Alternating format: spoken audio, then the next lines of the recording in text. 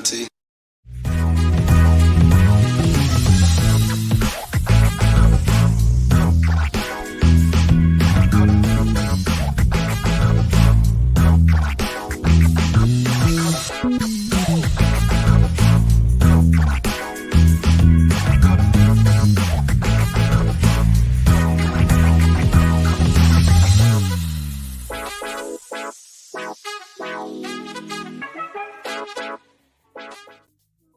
Hey, hi everybody. We are your favorite aunties, and we are so excited to be with you this week. We have a very special guest.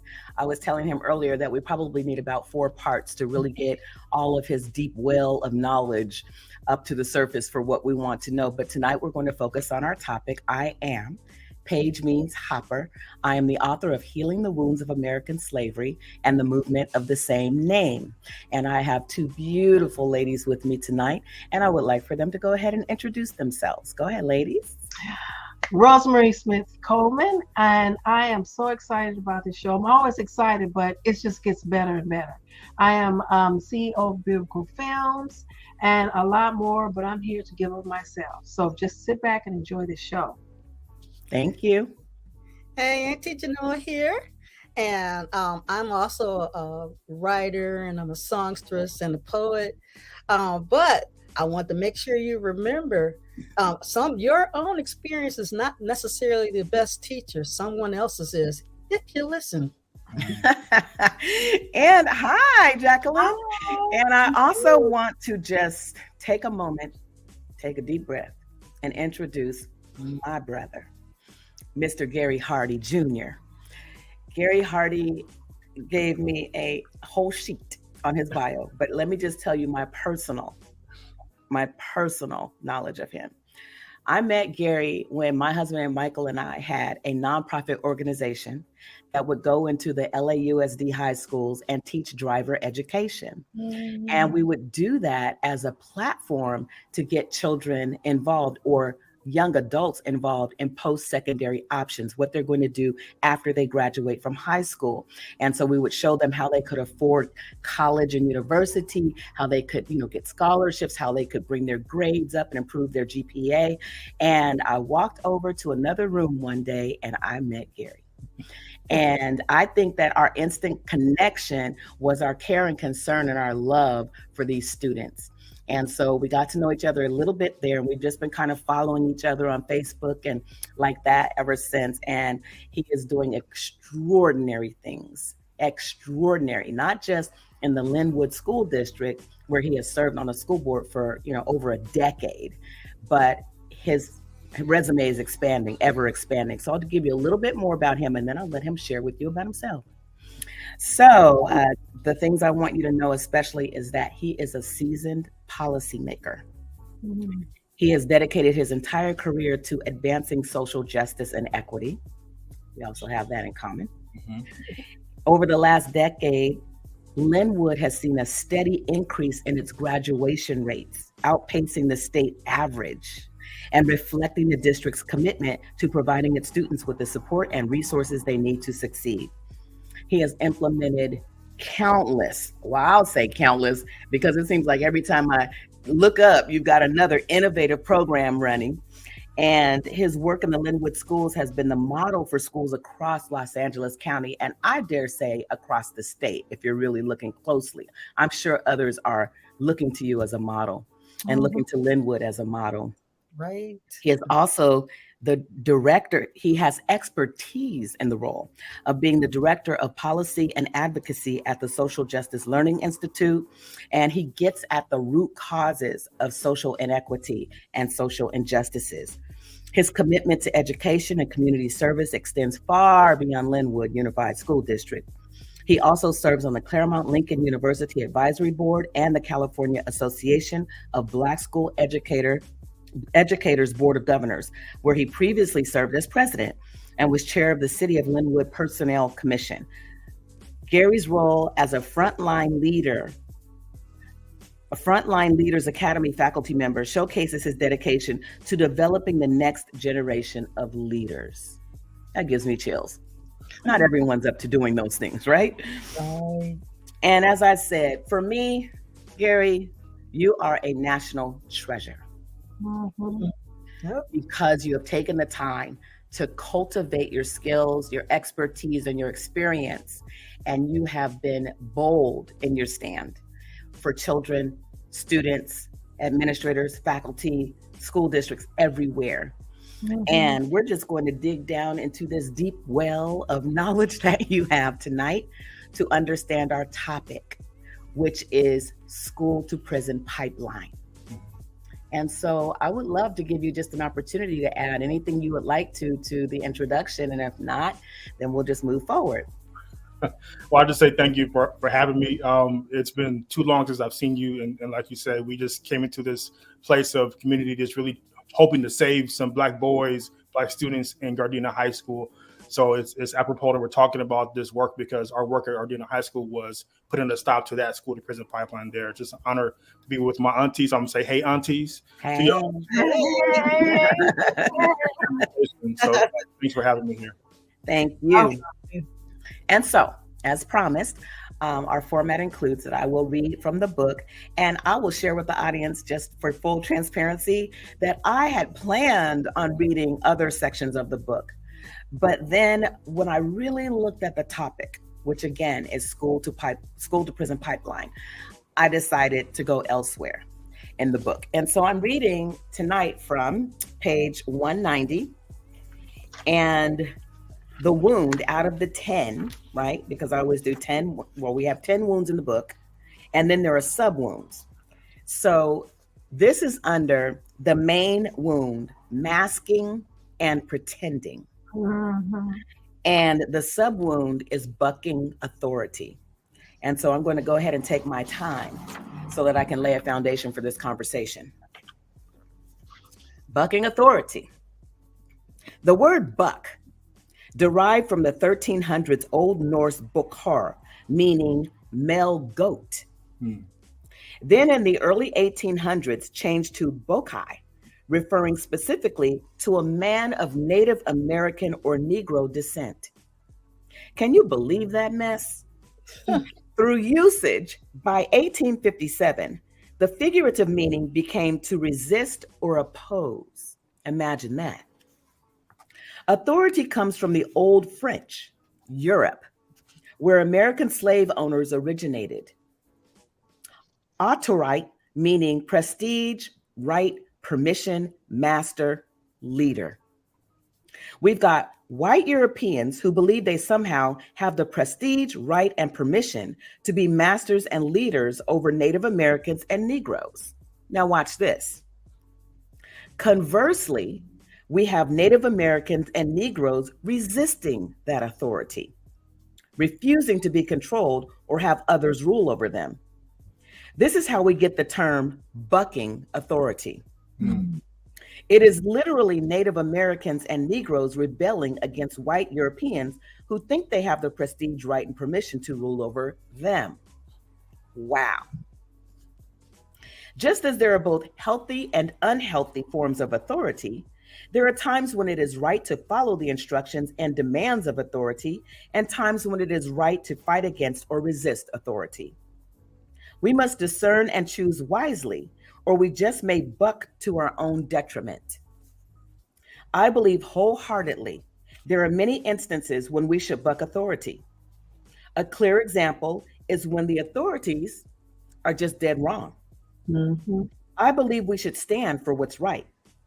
Sometimes exercising a healthy dose of bucking authority can lead to great outcomes. It can restore dignity and self-esteem, and in some cases can even keep us safe. But it is also true that there are times when it might not be the best idea. On our jobs, for example, misplaced bucking can place our livelihood in jeopardy because we buck or pop off at the wrong moment. We may misjudge a person in authority or reject the decisions they make that could affect us. Sometimes these snap judgments can lead us to inappropriate behavior in professional settings because we refuse to do what we are told. There's something in the souls of Black folk, I believe, that is weary of following commands, especially from white people. and more specifically, from white people who may be feeling a sense of privilege in lording their authority over us. It irks us. Under certain conditions, it can make us very irritable and angry. We are no longer slaves, we reason. What should we do? Why should we do what you say? There's something in us that refuses to ever be enslaved like our ancestors, at the whim of every white person we encounter.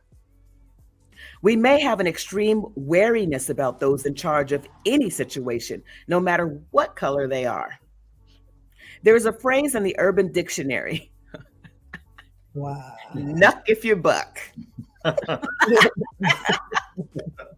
In essence, it means to want to fight if someone offends you, or prepare to fight if someone steps to you. Many of us are always at the ready to buck, on high alert. Do we need to retrain our minds to know the difference between healthy and unhealthy forms of authority, when it is right to buck and when it's okay to be led? Absolutely. Many of us have received some pretty unhealthy training in how to be with authority under which we find ourselves. I was recently in the women's restroom of a busy shopping mall in a kind of urban neighborhood. It's experiencing gentrification now. The mall was so busy that the women's restroom was completely out of liquid soap. In addition to my stall was completely out of seat covers and bathroom tissue. As I'm about to exit the stall, I see a mall employee, but I hear her first. I don't give a damn. That lady upstairs talking about some red button under the sink I'm supposed to push, fill up this soap. I don't see no damn button, and I'm not about to get down on my back on this floor to try to find it. Let's examine this scenario. She is at her job. Based on how she's dressed in a janitorial uniform, complete with rubber gloves, and standing next to a cleaning supply cart, it's pretty obvious that her responsibility is to maintain the women's bathroom.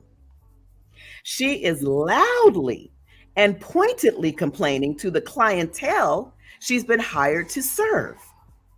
She is bad-mouthing the lady upstairs, who we can deduce is her boss. She does not have a clue who might be in the bathroom that might know the lady upstairs, or if there's a coworker in one of the stalls who could report her. My main point is this. This sister is jeopardizing her livelihood because she's choosing to buck authority. The authority in this case is the person or persons in charge of releasing the check that will feed her and her family. And while I feel for her, I would not want to lie on my back in this restroom either. As a consumer, I am annoyed that the restroom is not properly supplied and that this woman's attitude is the reason. I have witnessed similar scenes many times. Us on our jobs, hired to do a certain task and refusing to do so. It comes from a lineage of being property, which I describe in greater detail below, and our refusal to be property again, ever. You can't tell me what to do and you can't make me. Now, a proper use of bucking is when we're told to do something no matter how much authority a person has over us, and it's the wrong thing to do. It's more than appropriate to buck when someone demands that we do something illegal or harmful to ourselves or others. I was working for the city of Oakland during the Bay Area earthquake, the big one of October 1989. Fortunately, I was not in the office when the earthquake hit because it did major damage to our building. My colleagues and I knew the building had undergone severe damage. We received notification from the mayor's office that we were not to report back to the building until the mayor's office instructed us to do so. I was at home when I got a call. Not the call, but a call. It was the director of our department, my immediate supervisor. Her voice sounded weird. Something was definitely off. She proceeded to instruct me to report to the damaged building. She went on to say that our office staff needed to return to the building immediately to begin to move the salvageable machines, files, and office furniture to a temporary location. That didn't sound right. Using a barrage of questions, I determined that this directive had not come from the mayor's office. This woman was attempting to mandate this on her own. Through the loud sound of wheels turning in my head, I vaguely heard her saying something about hard hats, moving through the space carefully, and signing a waiver. Fuck that. Nope. Not doing it. I politely sidestepped that authority in the right tone and for perfectly appropriate reasons. I was well within my rights to do so, so there was no retribution.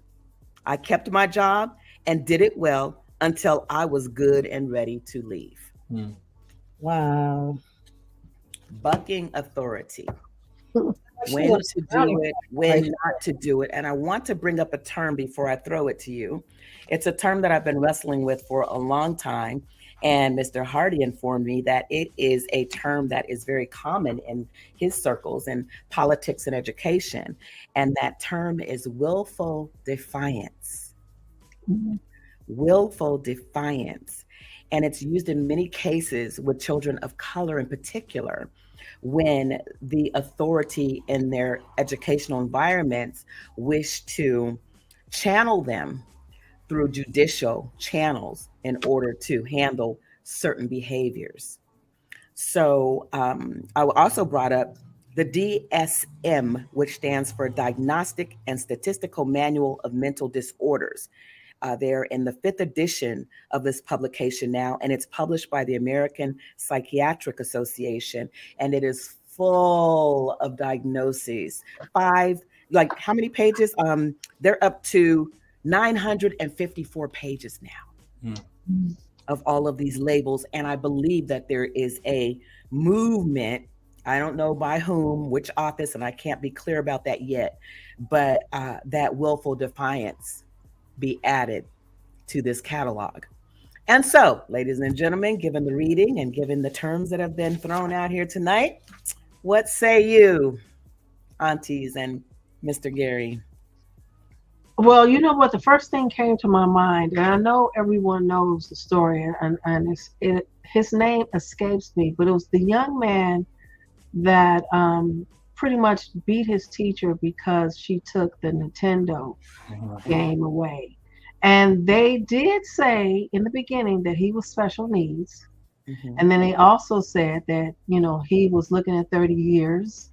And I thought that was like a contradiction. I also thought that he was tried right there. Right there. So I just wanted to know, what is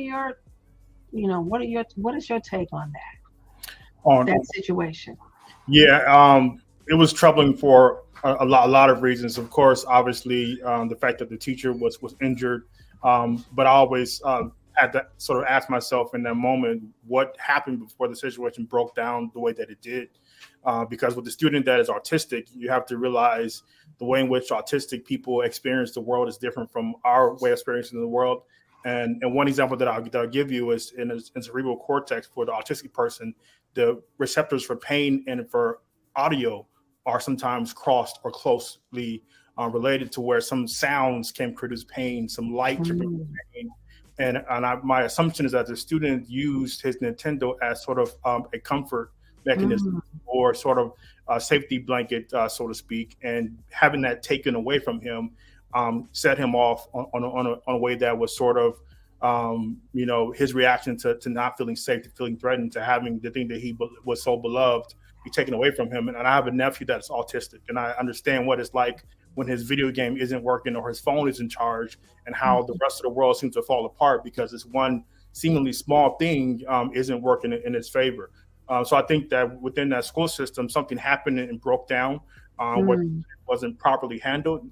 Now, of course, violence in no form is acceptable, right? But you have to understand what's taking place. And the issue with our judicial system is oftentimes intent is not understood, right? So to charge a 16-year-old autistic young boy as a man because he might be 6 foot plus is exactly what the issue is. And we're talking about the school to prison pipeline, where Black boys are often seen as older, more aggressive, less intelligent, only apropos for sports and physical activity, only the recipients of tough love versus the caring and nurturing support that they might need. So if I look at this situation with all I know about the school to prison pipeline and what Black boys experience and also what they need in schools, that school system failed that young boy that day. And okay. I wanted to say, go ahead. Go, please. And subsequently, I would say that the school system also failed that teacher by putting her in a situation where she had to address a situation where she may not have been equipped to do so or didn't understand fully the needs of that student. Because if I were looking at the student's IEP, which is the individualized education program, I would understand that he might have needed a mechanism to keep him calm, that he had a safety blanket, and then would have understand there might be other alternatives for addressing behavior that should have been employed versus taking the Nintendo away. So I think that when I look at that, I think it was just a failure on both sides. And if we don't think that he should be charged as an adult, he should be charged to the level of his mental ability, which is far below his actual age biologically. So I totally agree. But there's one thing that I have to get out is because we're so used to judging each other. Yeah. And it's only because I recently woke up because of reading this book, Healing the Wounds of American Slavery. Had I not known the facts and not read this book and put the wounds together and read this book and adapted it in my life, I would have judged that young man just because. That's what, just because I would have judged him. But I looked at it differently. Program to do. Yeah. Yes. Thank you. I looked at it differently. You brought up a really great point too, Gary, about the age when minors are now charged as adults. I think that age went down to 16 last year. Yeah. Is that true? It depends on the crime, but I think on the topic in general, I think about Tamir Rice, who was 12 years old when he was approached by a Cleveland police officer and shot within seconds of the encounter. Is that statistically, Black and brown men are, again, seen as more aggressive and older than they really are, right? Right. And I say the word men because that's the way we always see society refer to our boys, right, in their adolescent years. So to understand the issue is to understand what's happening, really, where we're setting ourselves up for miscarriage of justice, right? Yes. We're the age of accountability for being tried as an adult, where a system that already sees our young boys as older than they are, then we're already setting up our kids for harsher punishments and really being placed on that school to prison pipeline. So I think that's what I always think about when I think about situations like that. Is I feel like something else should have been done, right? Yeah. People often use the anomalies to talk about how we need harsher penalties in schools for behavior. I'm like, but the average interaction between an adult and a teacher does not look like what we saw with that young man, with a young boy attacking a teacher over a video game. That was an anomaly, right? That is not the occurrence, which is why it was so jarring for us to see, right? So then we can't react from a policy standpoint and create policy based off of the anomaly. We must create policy based off of what happened on the generality, on a daily basis, and account for the anomaly as an anomaly is, right? Something that's going to rarely come around. So I think that's one of the things I thought about when I saw this incident. Okay, great. You know what? I wanted to make sure that we set our foundation, and I'll go to you, Genoa. We are talking about, right, school to prison pipeline. And so I just wanted to get a basic foundation of your understanding and description of what that is for those who are, number one, in denial. Number two, are ignorant, meaning not in a mean way, but just they don't know in the literal word of ignorance. And then for those who would think that it's not necessary to even have this discussion, right? So I would like to go to Auntie Genoa first, and then we'll swing back around to you for that description. Okay. When my son was young, he was always big for his age. He was 9 pounds 3 ounces when he was born, Wow. and he was at the top of the grade. So when he was a baby, and when we would be somewhere, people would be judging him just because he was a big he was baby here, but his body was big. And so I had to, while he was growing up, I had to protect him from a lot of stuff, because people that they're looking at him and they're looking at his size like, hey, what's this big kid doing, blah blah blah blah. Hey, he's only this age. He's a kid. His body might be big, but his mind is the age he is. He was a little kid. And the thing is, and you're right about them treating our children like they're older, and they expect our children to understand beyond what some other little kids, the other little kids is allowed to be little and young. Because we do have an autism high school here, and it's a whole range. And you're right, that teacher should have read his IEP to see what was going on with him before she did anything. But because they're skating around trying to get a bunch of people to be able to keep doing jobs, they're hiring people that don't have the qualifications to deal with the special needs children, not just the autistic children, but also others as well. They don't have the qualifications, and so they're in the classroom, and then they already have the color bias going on. So that's not working for our children. Right. And she may have been fully aware of his IEP, but just not been able to handle that situation, not been, I don't know, equipped or educated or experienced enough, whatever that is. She just may not have been equipped for that moment. And again, that's the anomaly. So we want to stick to like the mainstream. I'm so glad you shared about your son too, because that is so much the case. Just as Gary was explaining and what you just explained, that the minute that they see, first of all, it doesn't even have to be a big Black kid. It doesn't. If it's a Black male, then there's automatically the assumption that he's going to be dangerous, right? Okay, so Gary, can you lay that out for us? What is the school to prison pipeline? What is that? For sure, and I do want to say for the teacher in the incident that I didn't read enough about the incident itself to say whether or not she was trained or not. I just think that a system-wide failure happened. Right? Got it. That something took place or didn't take place that should have predated or stopped that incident from taking place. Yeah, it could have been any number of factors. Right. The school to prison pipeline is a thing, right? Yes, it is. A collection of beliefs, policies that essentially over-criminalize and over-rely on punitive, discipline measures, and it disproportionately impacts students of color, right? And the way in which that we can sort of define it is the more times young people come in contact with police, the more likely they are to end up incarcerated. That's just the simplest terms, right? And what this looks like is the term willful defiance you talked about, is that when police are called for willful defiance, then that student already is tracked and placed in this pipeline for incarceration and not for academic success, right? Because they've sort of now been labeled by the school side. They may have to then at that point have sustained police engagement, be it probation, be it police department, what have you. But the likelihood of them being incarcerated dramatically increases with each encounter with law enforcement. And it happens when the school systems aren't set up to address appropriately student behavior. What I know from my experience in working in schools is that student behavior is often an indicator of unmet need, right? So that means that a student may act out in a class because they can't see the board clearly, or because they didn't eat before they came in the class, because they didn't sleep well last night because there was a shooting in the neighborhood, or they're worried about where they might sleep tonight because they're homeless, and that these needs will present themselves in ways that are unsavory for a school setting, right? And if we have the over-reliance on police, over-reliance on punitive measures, then again, we're placing those students on this pipeline out of schools, out of academic success, and towards incarceration.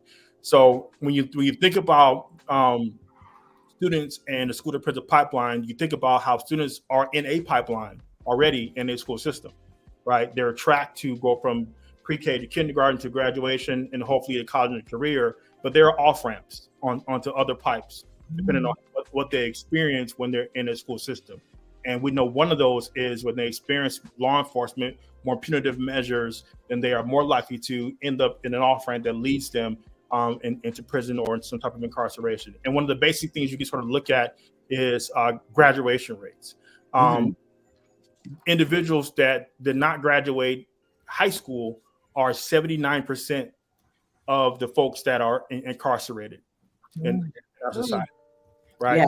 I recently did a presentation at a detention center in downtown Los Angeles, and that was what the education specialist, or actually the education supervisor, was sharing with me, and my mind was blown. Although it makes sense, it just, the number though is what I was blown away by, and that is the exact number he gave. Right. So from a school district standpoint, as in Limbo, what we did is we made graduation the default.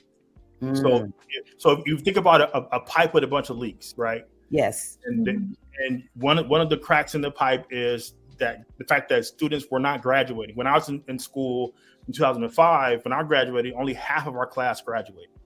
Freshman year, we had a class of 1,600 students. In 2005, 800 graduated. Wow. Right.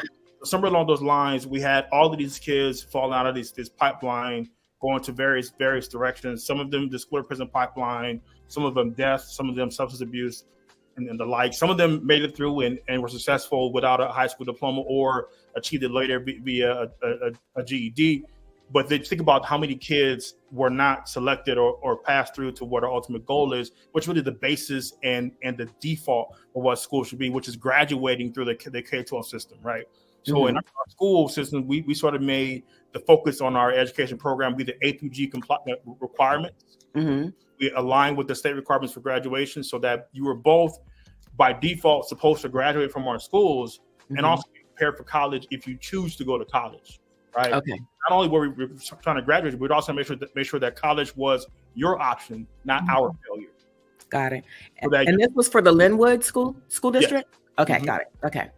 And this is sort of one of my personal reasons why I believe so deeply in this work is because I remember sitting in that gym the first day of class my freshman year in high school, and the principal literally said, "Look to your left." No, not to look to your left, look to your right. Said, in 4 years, chances are half of you won't be here when we're in the same room taking our graduation photo. And true enough, he was right. Because what he did was he gave half of us permission to fail and half of us to succeed. Wow. That is part of that belief system that I talked about that propagates the school to prison pipeline. Because what you believe for kids is what they will achieve. Every now and then they'll achieve more in spite of you. But what you believe as a school system is what kids will achieve. And at that time, our belief was that some kids are just not going to make it. And that's just what reality is. And therefore, 800 out of 1,600 did not. At the same time, like if you think about it today, our belief is that you will be prepared to graduate high school. You have Metro A through G requirements. And if you don't go, that is your choice, not because we didn't get you ready to go as far as being eligible to go, essentially. So I think the change in beliefs made a big difference, but the beliefs are one of the biggest, I guess, contributors to this pipeline because it has to do with what people believe kids are, what kids do, and what they will become. So can you give us an example then of, and then aunties, if you have anything to throw in here, you can.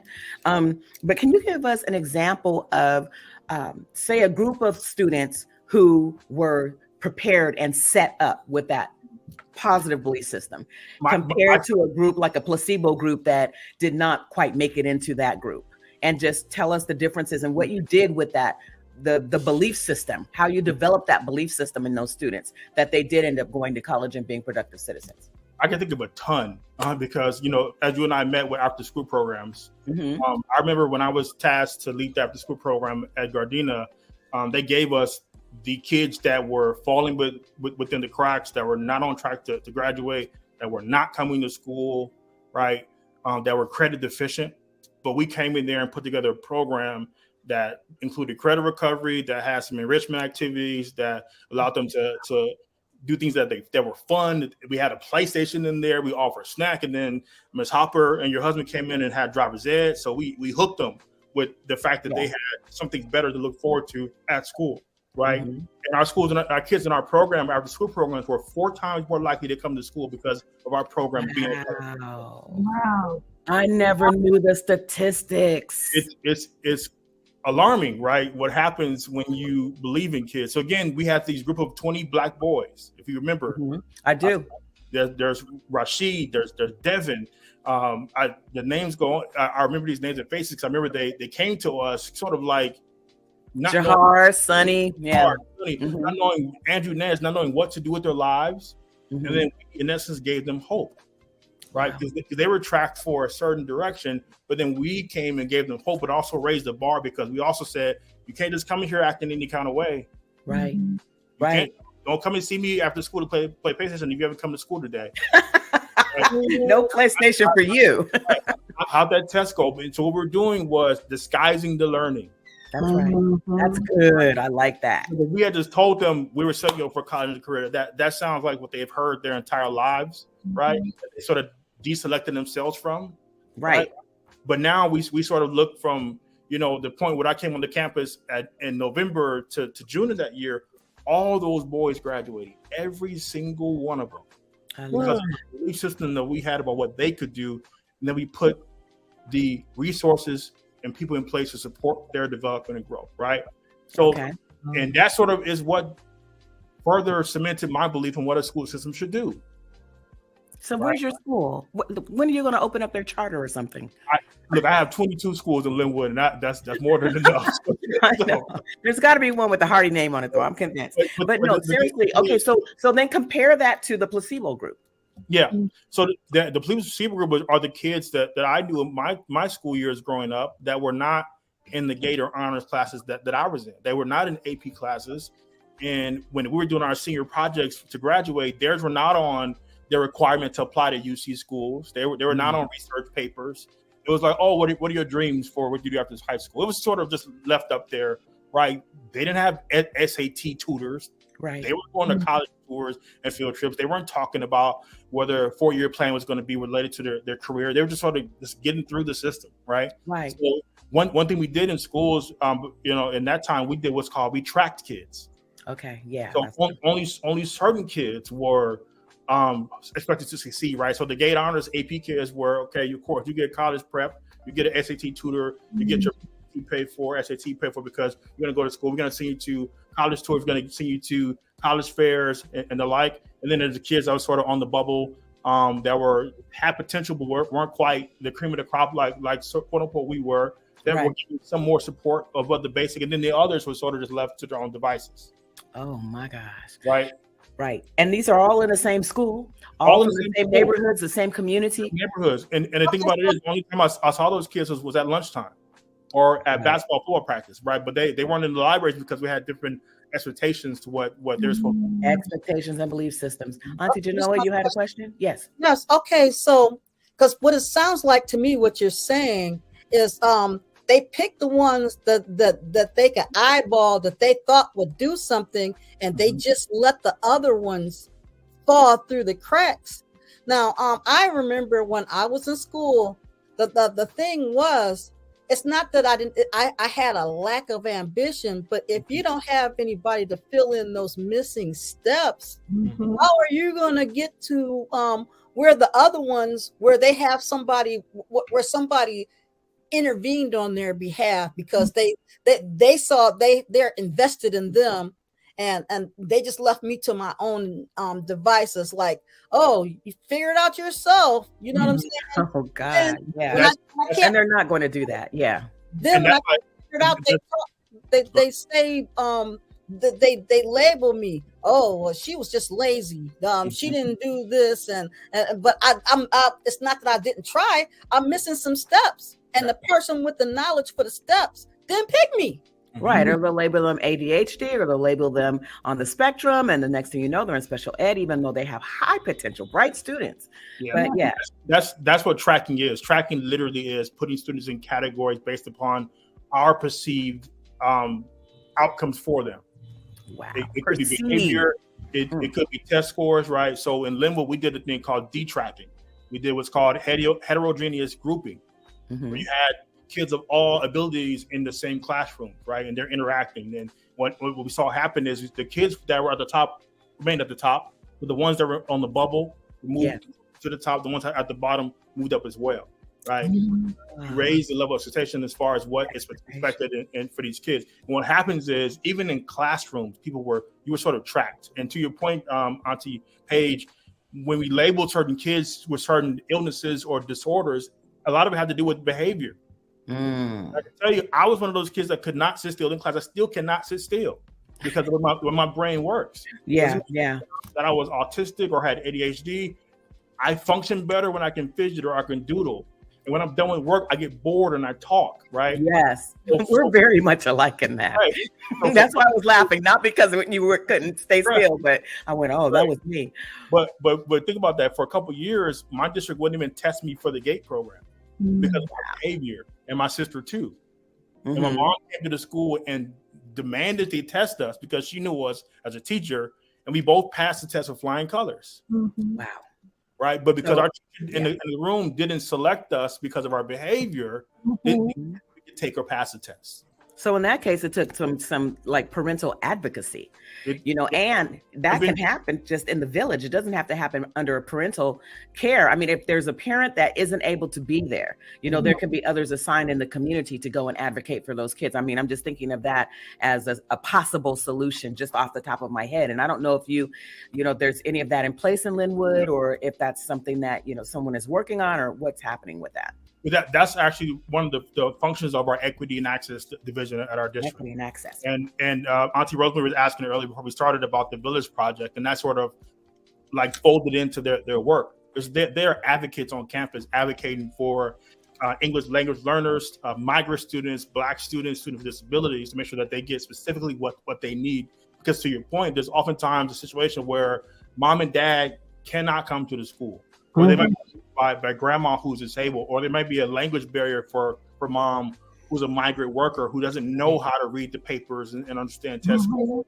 So without someone on that campus being an advocate, then there won't be the proper intervention, or somebody sort of putting their hand to stop the pipe from leaking to say, I'm going to help you. So that's why the system has to believe in kids. That just really clicked for me. And that's from a policy standpoint. A department that is in charge of equity, access, and instruction, right, is a system that is believing in kids, because there are people that are working at the district on the school site that are going to recognize the unmet need of students. That's that are right. going to recognize that student needs an advocate, that are going to recognize that teacher has implicit and explicit bias, that our grading policies are not appropriate, right? That we've been tracking kids in an appropriate way. That's why when we even hire folks at district level, we know we can't teach you to care. Yes. We can hire the right people that have the right heart, the system, or the lack of care that you might have, or what you don't know, and we can still make sure that we are not harming kids. Because I think this one example I'll give you is that with our Ready to Learn initiative out of our equity division, it's essentially an initiative to make sure that there are no barriers in front of kids for learning, so they can just come into class and just be a kid. And one example of that is our partnership with Vision to Learn. Vision to Learn comes out and they provide free vision screenings and free glasses. We had an elementary school in Linwood, we're still there, that is situated between two rival gang territories. And that school is the school that goes on lockdown the most. It's always having issues around their campus. And when this program came out to give students this vision screening, of 600 students at the campus, 400 needed glasses. Oh my gosh. And so that could be the kid that they thought was acting out just because they simply could not see the board. Exactly. So at that school, you saw in my bio, I talked about our PBIS work in Linwood. Yes. That school is a platinum PBIS awardee school. PBIS, what is that? Positive Behavior Intervention and Support. Okay. So they are at the highest level of award for their work on restorative justice practices and addressing student discipline. Okay, and do they have both of those programs, Equity and Access and Vision to Learn? They have both of those integrated into their program? So the correlation, to your point, you sort of already pulled it out, is that a student could be acting out in class or performing lower than they should be because they do not have access to the resources they need to thrive. I can't afford, so I'm going to just sit back here and act out until you see me. Right. And literally, it could be that they thought they couldn't read, but they just couldn't see. And if that teacher or the system doesn't believe in those kids, then how is that student that can't read then tracked? And they won't take the time to advocate for them because they don't believe in them. So it's a vicious cycle. So you see why this equity division is important, to make sure that these guardrails are in place, that we're doing the implicit bias trainings with teachers, that we're training teachers on how to identify unmet need and how to refer them to services within our student health collaborative, which is made up of about 30 plus partners of just about every kind of resource you could think of, right? Because if that teacher misdiagnoses behavior, said that's a bad kid, right? What then is the response? As opposed to saying that student missed 4 days of school, and when they came here, they were sleeping the entire time. I need to check in with that student or mom or dad. Right. There is some more need that we can help and support. We find out the student is homeless, and then they refer to our student health collaborative that can assist with getting them housing or into a shelter or what have you. Or in some cases, as a community, we come together and make it happen for those kids. So it sounds like you have a very holistic approach. We had an actual administrator, principal from Oakland at Horseman School, a very good friend of mine. And she was explaining to us the same thing.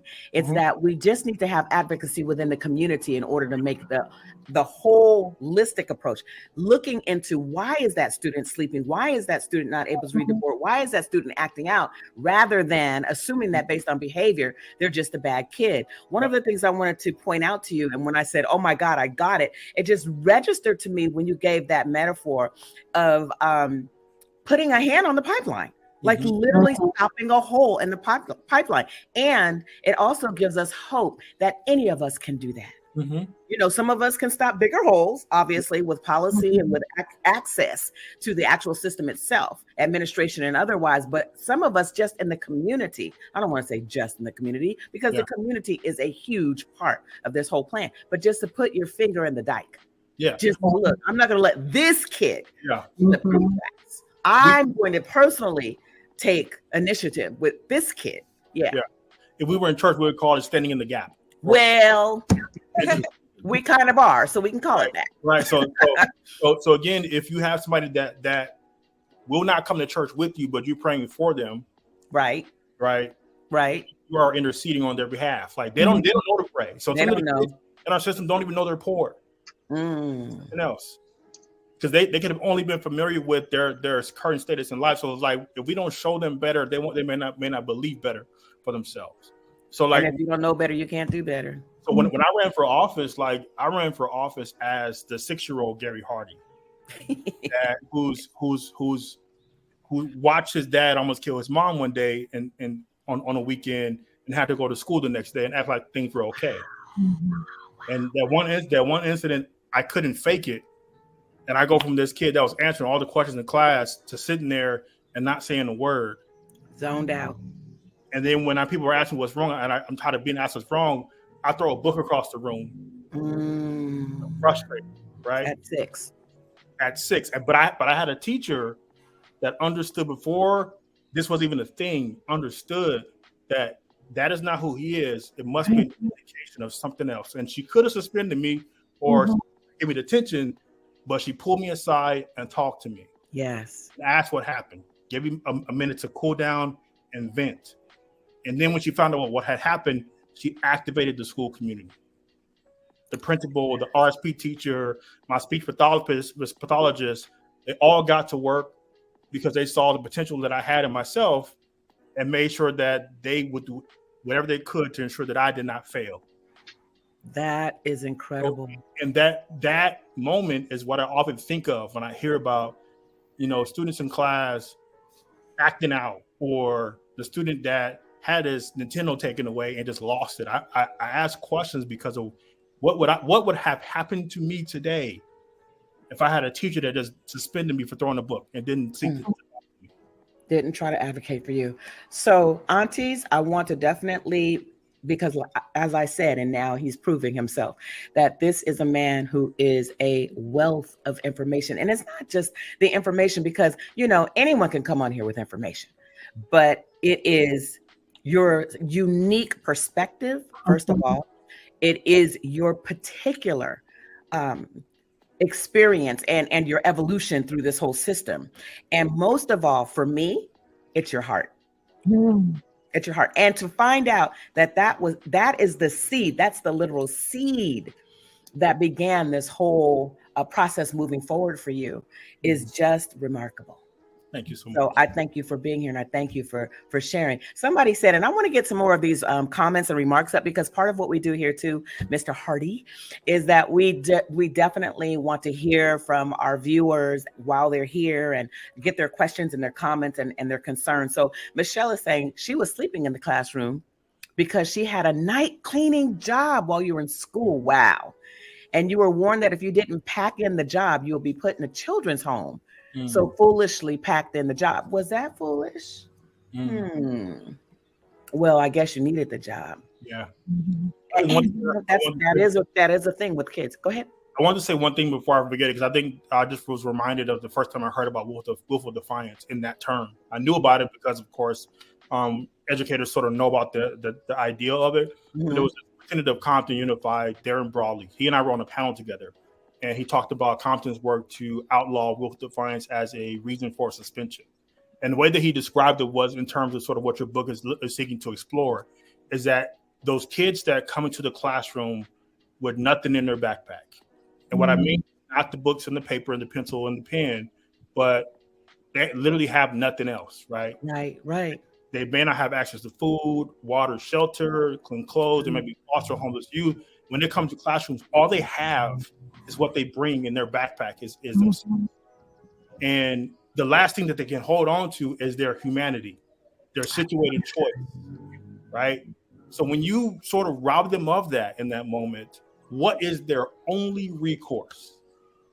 Willful defiance. That's right. I'm going to tell you no. And when I was 6 years old, that was the last thing that I had in that classroom. Right. So if I'm suspended for holding on to the last thing that I have in my possession, how is that right for calling the police, for suspension, for detention, for holding me back a grade, for extra? How is that okay and appropriate for me holding on to the last thing that I have? If you tie it to slavery, what is the last thing that we had when we were enslaved on the plantation? Our ability to say no. Now, what happened if we said no was life or death? Right. But we're still in these moments where we're in these systems that were set up that were not for us. That's right. And when we have nothing else, we're just saying no. That's all. We're just saying no. I'm not going to do it. You're not going to use my body for that. Yeah. While it was a violent act, we don't know the previous incidents. Thank you for a great show. You know what, DY, can you bring up, thank you, Jacqueline. Can you bring up Jacqueline's other comment? She had something about respect, which is what I think this speaks to. And there is a famous model, a famous Black respect model that another author put together. And I might bring that into a show one day. She said it also has to do with feelings of disrespect. Yeah. It's hard to take instructions or orders from someone you don't believe respects you. And especially with Black males, I mean, that because of what happened on the plantations, and it's still in our DNA, and it's come down through the generations, you know, that you're going to respect me if you don't do anything else, because I have no respect or the authority to protect and provide for my family as I should, or even legally be married to my mate. So you talk about the ultimate form of disrespect and being beaten and all of that in front of your entire community. And so that tongue lashing is very much like that whip lashing. And Black males that just aren't going to take it. Here's Michelle again. Michelle's from the UK. I'm laughing because Michelle has a unique perspective as well, because she's from the UK. And so a lot of the things that we talk about in terms of Black, first of all, American slavery and our Black people's existence and our movement throughout this system, our current day, through the current day cultural construct. That's what I'm looking for. She doesn't really have access to that. So she's learning, just as we don't have access to what happens in the UK with Black folks. So bring up Michelle's comment again, please, DY. It was foolish because I had a purse full of money. Oh, grade A in French left me totally penniless. Oh, so you got an A in French, but you had no money. Wow. And what a trade-off for a kid to have to figure out. Yeah, that's too bad. And I'm sorry that happened to you. So we're getting toward that time when I need to go ahead and wrap, but I am just so privileged And so honored that you would come and spend this time with us. It is going to make an incredible difference for 1, 2, 10, 1,000. I don't know. Globally, we don't know how far this video will go. I'm going to push it as far as it will go. And y'all know me. So I just want to thank you so much for coming on, for taking the time. And I want to first ask the aunties if you have like 30 seconds of a close that you want to do here. You know what? I just want to say thank you so much, because I felt just the passion and your experience. It was so heartfelt, and now I understand why you do what you do, and thank you for that. So just thank you. Yes, Auntie Genoa. I just like what he was talking about. Is not letting the punitive aspect be the first go-to when you're dealing with children, because the thing is the dichotomy is the 3/5 human. So if you don't see my humanity, how are you going to help me? Right. And Mr. Hardy, I want to give you the absolute final word here. I just want to thank you for even thinking of me being on this show. I appreciate you accommodating my crazy schedule. It's an honor to share space with my aunties tonight. I learned from you as much as you think you're learning from me. So I really just appreciate the chance to be in space and commune with you all today. But as we were talking in our last bit of time here, I think of Dr. Rita Pearson. And I listen to her TED Talk almost every school year to get me hyped up to go into another school year.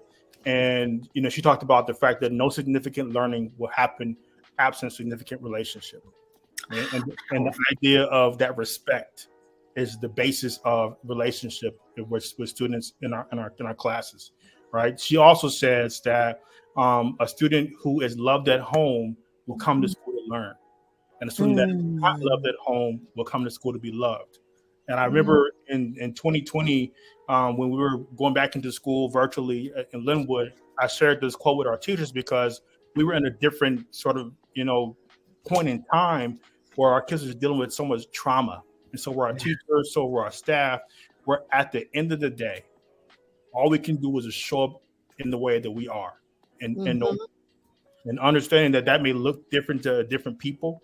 But in this moment, it's about our shared humanity that was at risk because of a pandemic, right? And if we remove that from anyone, then it literally in that moment was life or death. And how much that is a type and shadow for what education can be. For some kids, it is life and death, right? Life and death. If we don't get this right, the outcome that we will have or thrust some kids to is a life and death situation where they may not have the situated choice to choose for their own betterment, right? So I just appreciate you all for allowing me to reflect on my journey so far. Love to come back and talk about this more. We haven't even got to the solutions. I'm telling you, you have to come back for part 2, 3, 4. But I want to thank you so much for what we always try to spread here, which is hope, a healthy belief system. And above all, what you've said and what we've all said tonight is that children, as well as adults, our entire village, as we're going through this healing process, we all just really need compassion and love. Yes. Yeah. And so on that note, we're going to go ahead and end. And I want to thank our viewing audience for being here tonight. We have really enjoyed your questions and your participation. We hope that we've been able to address some of your concerns and your questions as well. And we will see you next week when we will talk about, well, you'll have to tune in to find out. Thank you for joining us. Thank you, Mr. Hardy. And we'll see you guys next week. Bye. Thank you so much. Bye. Hey, Auntie.